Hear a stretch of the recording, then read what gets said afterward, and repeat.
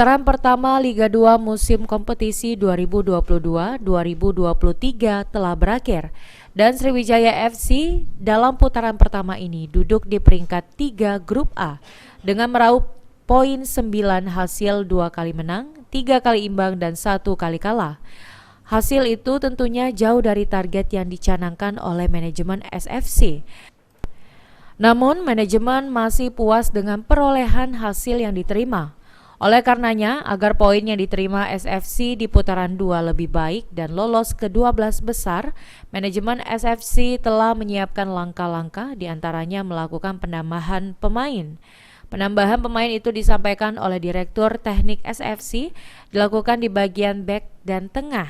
Dengan adanya penambahan pemain, maka tentunya SFC akan melakukan pengurangan pemain yang ada saat ini. Penambahan pemain ya, penambahan pemain di lini belakang, terus di lini tengah juga kita mungkin ada penambahan ya, yang kita harapkan memang ini memang jadi bagian kekuatan tim kita lah gitu ya. Ada berapa rencana bang penambahan pemain? Sejauh ini baru kemungkinan 3 lah ya, 3 penambahan pemain. Tapi ada. Hingga kini baru 1 pemain baru SFC yang terlihat dan melakukan latihan bersama dengan SFC. Dan SFC sendiri terus mencari pemain guna dapat menambah amunisi SFC nantinya di putaran kedua Liga 2.